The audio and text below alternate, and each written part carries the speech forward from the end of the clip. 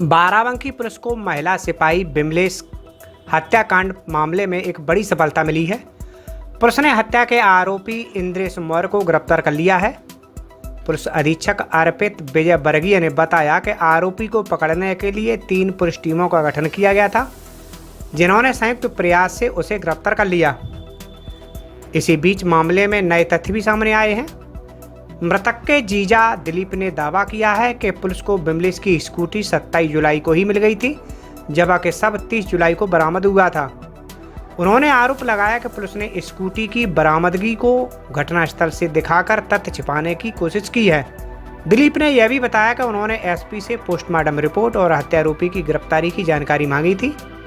इस पर एसपी ने उन्हें बताया कि इंद्रेश मौर्य को गिरफ्तार कर लिया गया है। इसके अलावा कुछ नहीं कहा।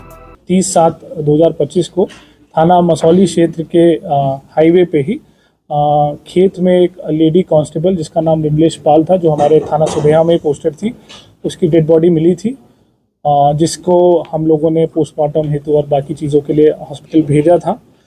इस क्रम में आप सभी लोगों को अवगत कराना है कि आज इस घटना का हमारी टीम ने सफल अनावरण किया है, जिसमें एक कांस्टेबल जिसका नाम है इंद्रेश, उसको हम लोगों ने अरेस्ट किया है आज।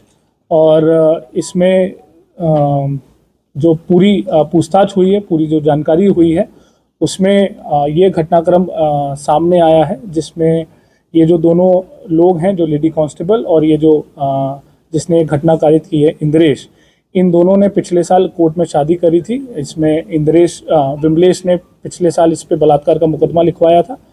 उसके बाद इन दोनों ने कोर्ट मैरिज कर ली थी और वो बलात्कार के मुकदमे में क्लोजर रिपोर्ट लगी थी।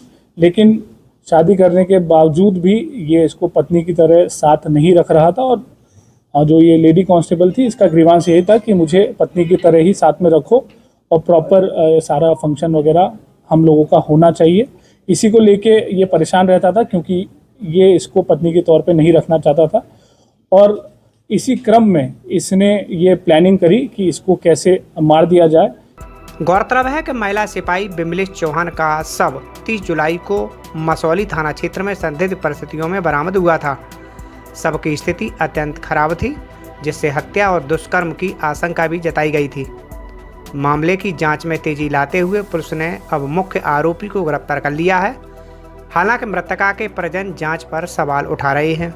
यहाँ पहले भी पोस्टेड रहा है ये जो व्यक्ति है इंद्रेश, यहाँ पहले बाराबंकी में ही पोस्टेड था, तो इसको सारे रूट वगैरह पता थे और इसको टाइमिंग भी पता थी कि कब जो रोड है वो सुनसान रहती है, कब पुलिस की ड्यूटीज़ कहीं और रहती है, कब ज़्यादा व्यस्तता रहती है।